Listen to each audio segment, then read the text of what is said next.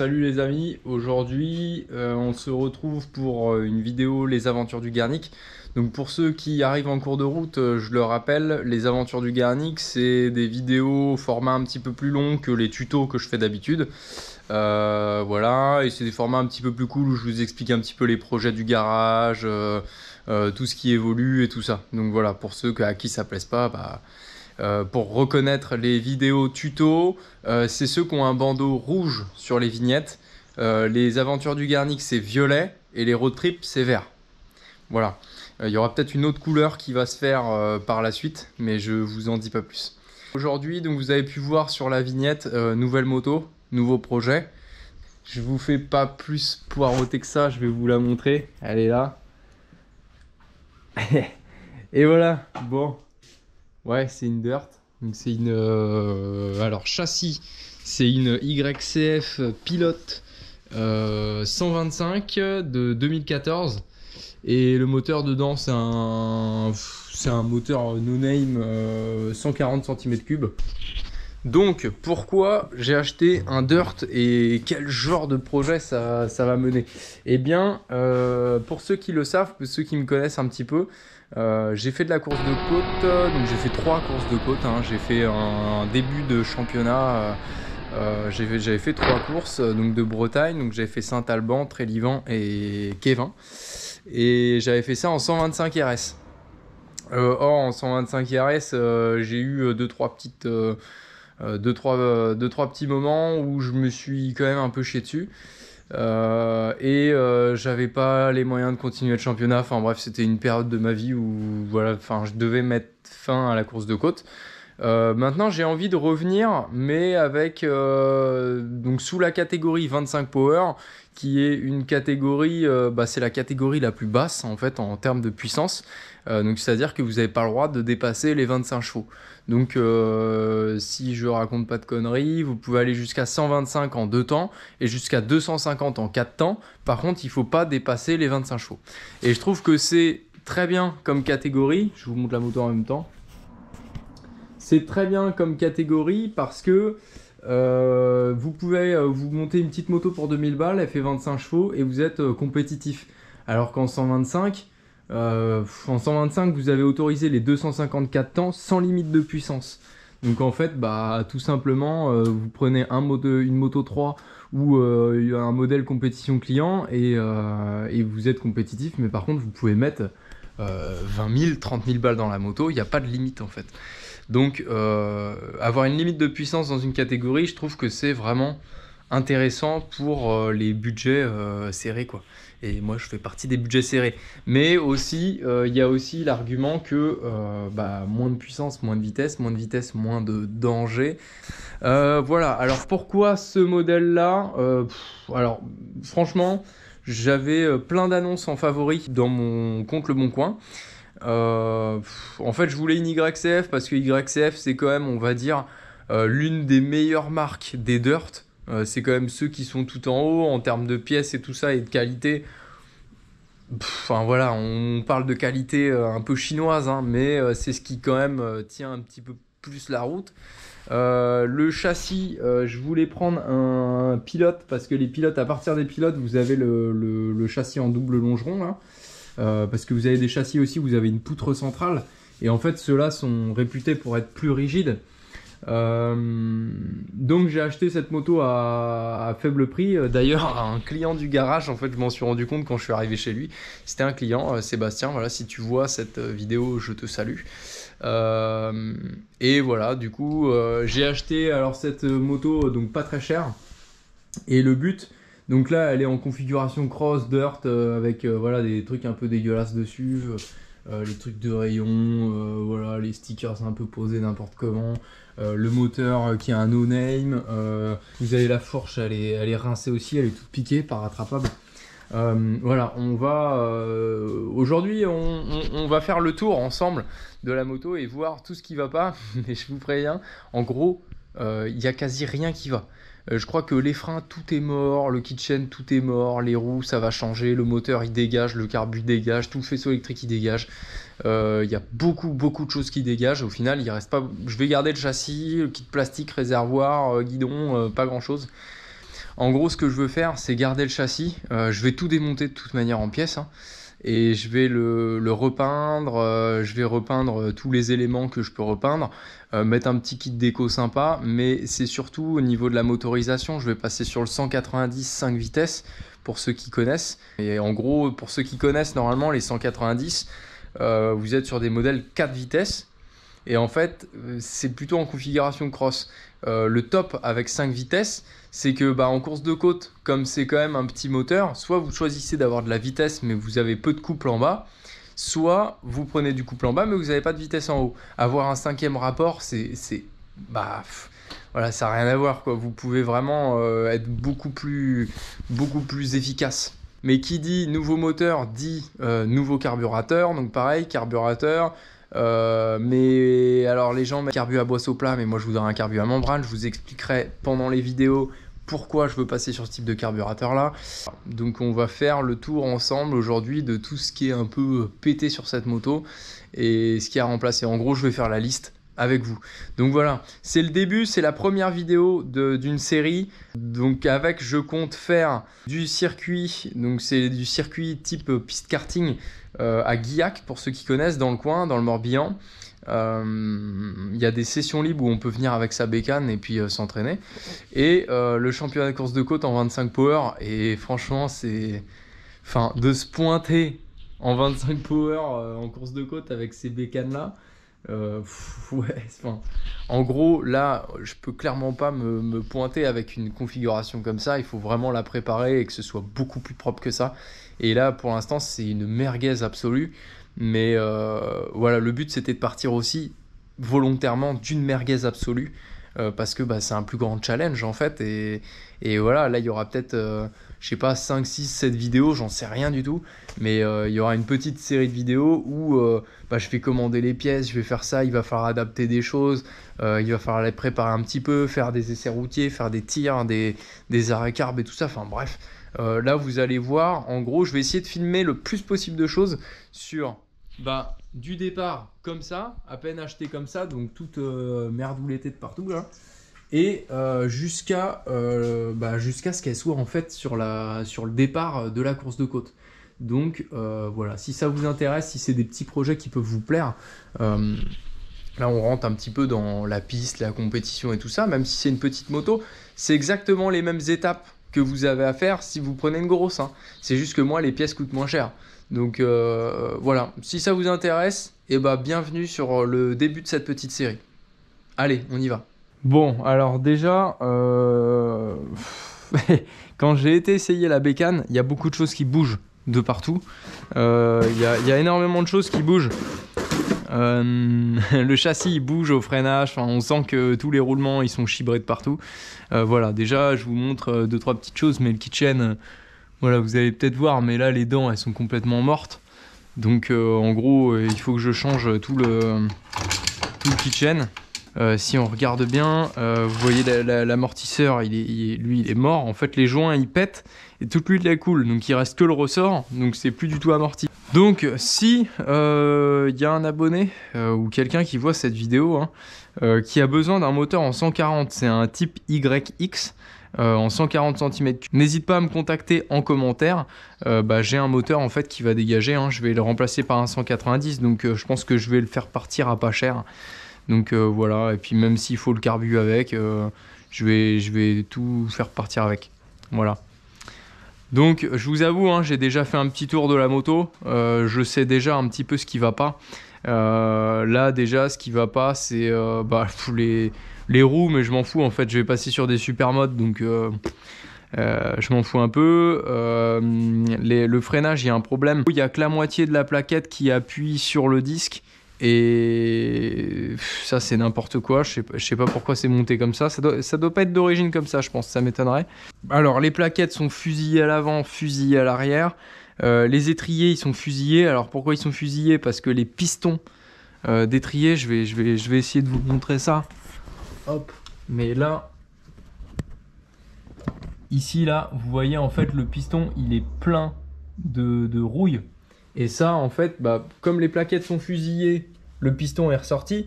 Mais quand je vais mettre des plaquettes neuves, il va falloir re-rentrer le piston à l'intérieur et avec la rouille, ça va fusiller les joints. Bien sûr, comme on est sur des petites merdoulettes chinoises, eh ben, on ne détaille pas le piston, donc on peut pas réparer ces étriers, il faut les changer. Et ça, c'est un peu con, mais c'est un peu con. Mais après, je vais vous expliquer quelque chose. C'est que ces petites motos-là, c'est sympa parce que pour environ 2000 balles, vous faites un truc plutôt compétitif. Et si vous prenez une boîte, les pièces sont pas chères. Donc voilà. Franchement, je pense que pour faire de la compète, ou même faire des petits roulages comme ça, et potentiellement se boiter, c'est le truc le plus économique qu'on puisse faire. Donc là, pareil, en fait, vous voyez là, les roulements de roues, ils sont morts avant-arrière. Les spies, ils sont morts, mais ils sont morts parce que y a de l'oxydation sur les tubes, et ça, c'est pas rattrapable. Pareil, les tubes ne sont pas détaillés chez YCF, donc il faut racheter la fourche complète. Moi j'en ai trouvé une d'occasion, donc voilà, j'en ai trouvé une à 50 balles que j'ai commandée, la même, donc nickel. Et l'amortisseur, j'en ai pas trouvé d'occasion à mon goût, donc j'en ai racheté un neuf, 90 balles. Donc voilà, ça va bien quoi. Puis, moteur, ça va être un 190, 5 vitesses, donc avec un carburateur, je pense que je vais prendre le MV33, donc c'est des carburateurs à membrane. Donc ce que je vous propose, c'est qu'on commence à tout démonter sur cette bécane.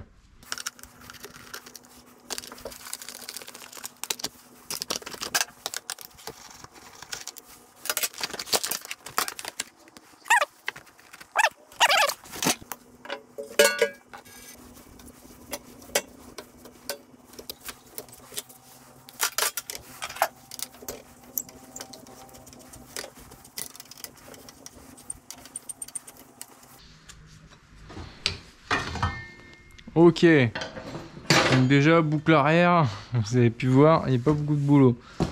Ok, donc bon, après, voilà, on est là, je suis en train de me confronter à toute la problématique. Ça, c'est des motos en général, enfin voilà, les mecs les martyrisent, c'est pas trop entretenu, les mecs savent pas trop. Et puis, ça foire de la vie, ça foison, donc voilà. Genre là, le truc de tension de chaîne, on voit que ça a été fait pas avec la bonne clé, etc. Enfin, c'est vraiment... elle a été détruite de partout, mais bon. Après, voilà, on va changer toute la visserie, tout, donc... c'est pas vraiment quelque chose qui m'inquiète.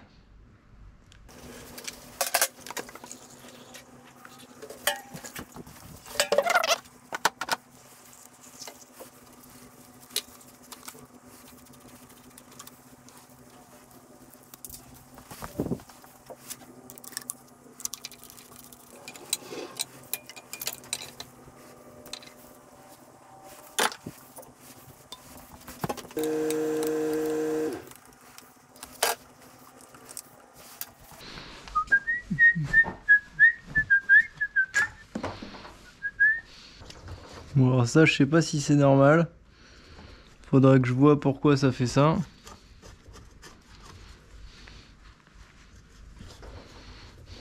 Mais ça, j'ai l'impression que c'est pas normal, hein. Regarde Thibaut.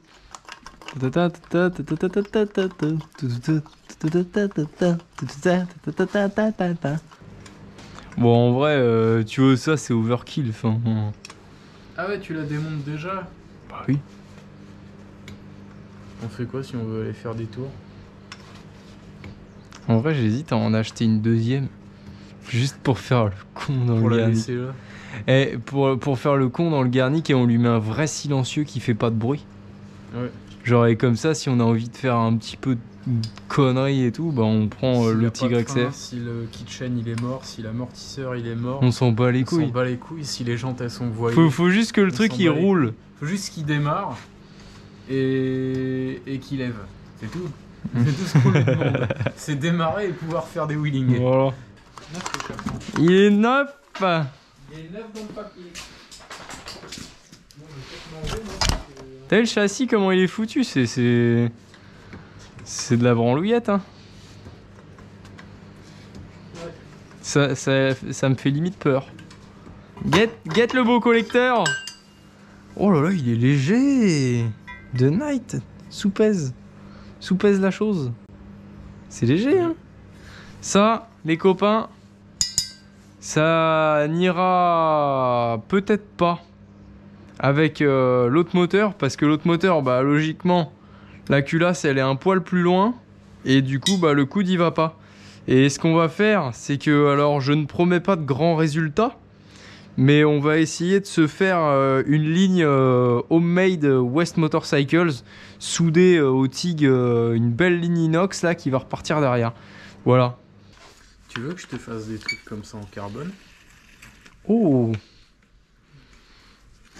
Pourquoi pas? Bah garde-les. Pourquoi pas? Bah je vais te les filer. Ouais. Attends, je te les démonte maintenant! Faut juste que je fasse des moules quoi. Putain, je vais remettre de la belle visserie inox Faut partout. que faut que je dégage les autocollants. Faut reboucher un peu les petits trous de merde qu'il y a. Faut que j'ai acheté C'est un cadeau, mon chef. du gel croûte. Et hop. Impeccable. Impeccable. On va faire un kit carénage carbone pour les YCF. En vrai. Et comme ça, quand on va aller à Guillac, tous les mecs qui ont des YCF, ils vont voir le kit carbone, ils vont faire ah du carbone, oh trop bien.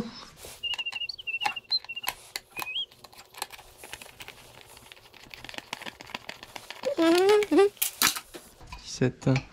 Puis 17 de l'autre côté aussi, je suppose. Ah, même pas. Maman, ils ont bien pensé le truc.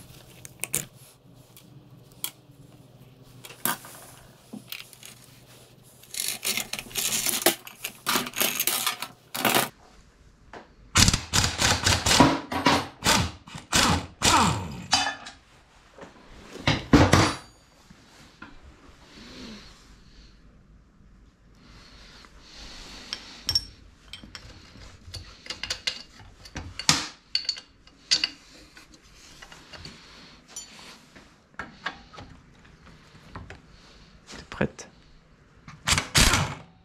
Pop, pop, pop. Et là, mon gars, à mon avis, on va découvrir quelque chose.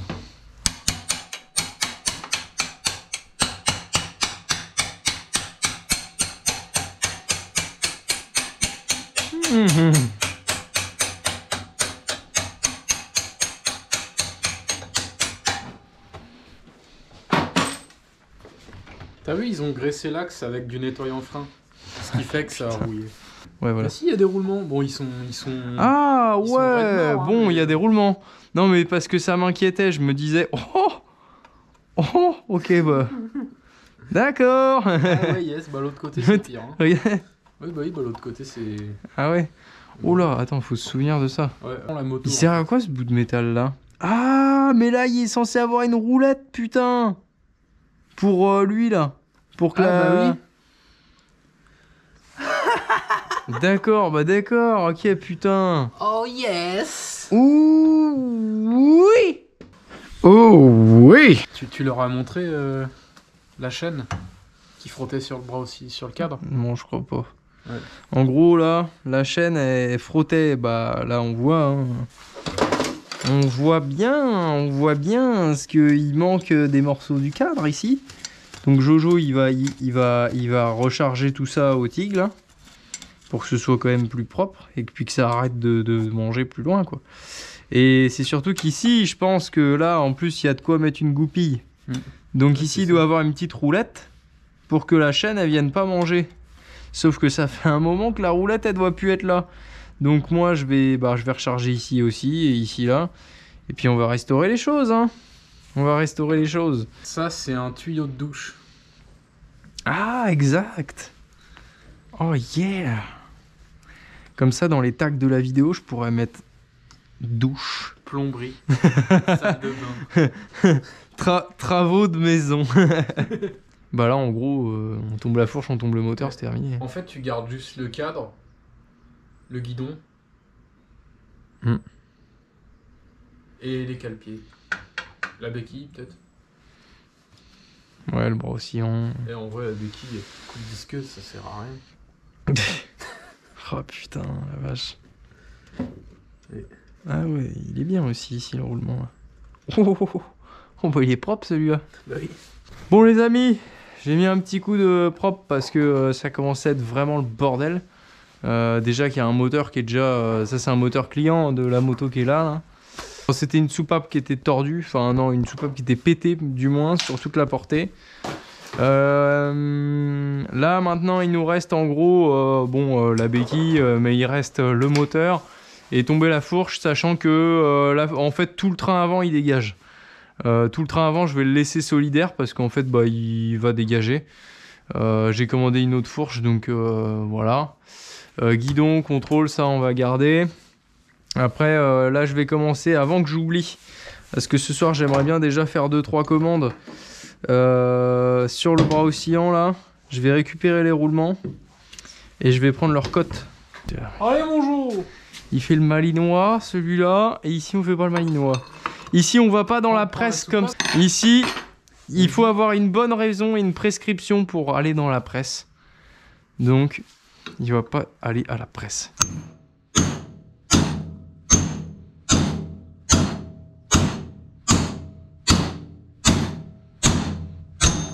Bah là, ils sont là. Ah ouais.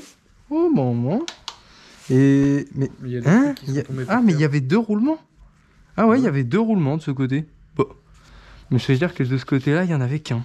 En gros, c'est ces roulements qu'il me faut. Donc pourquoi je voulais absolument les récupérer? Parce que si vous voulez vous changer vos roulements, vous avez la possibilité de taper roulement de bras oscillant YCF 125 2014. Ce qui, sur ces petites merdoulettes là, je pense que c'est un peu plus compliqué que ça pour les trouver. Parce qu'au bout de déjà 2-3 ans, pour trouver les pièces, ça doit être déjà bien. Mais si vous êtes dans cette problématique, vous démontez les roulements et c'est tout con. Vous avez 3 cotes sur un roulement. Vous avez la cote extérieure. Donc là, on a du... Hop, alors bien sûr, si vous avez un pied à coulisse, c'est pas mal. Là, vous avez 28 extérieur. Après, vous prenez l'intérieur. Là, l'intérieur, logiquement, on est en 12. Ouais, on est en 12. Et vous avez la cote d'épaisseur. Et là, on est sur du 8. Donc, vous avez les 3 cotes. Donc, vous savez qu'est-ce qu'il faut prendre comme roulement. Voilà. Une béquille. Mais ça dégage. Oh bah putain. Ouais, c'est un salaud. Ah, c'est chiant leur truc là. Sur beau. Oui, bah.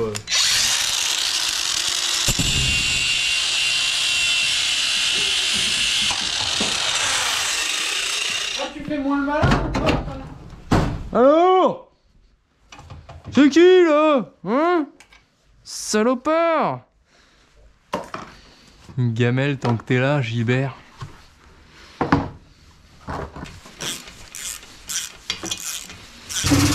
Merde.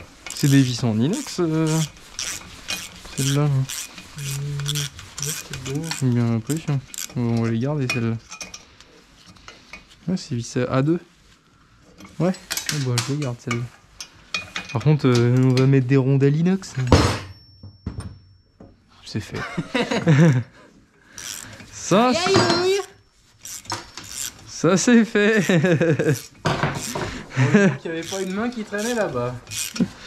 Je le redis, mais s'il y a un abonné ou quelqu'un qui regarde cette vidéo qui cherche un type YX en 140 cm3, celui-là il tourne. Alors j'ai pas du tout d'historique ou quoi, mais il tourne. On a été en rupteur de 4 avec Thibaut et tout.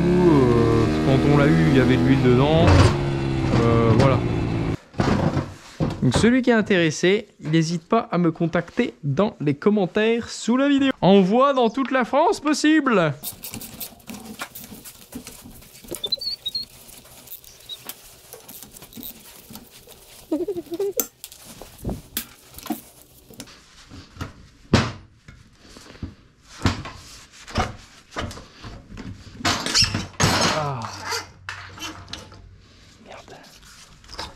Bon les amis, on arrive sur la fin.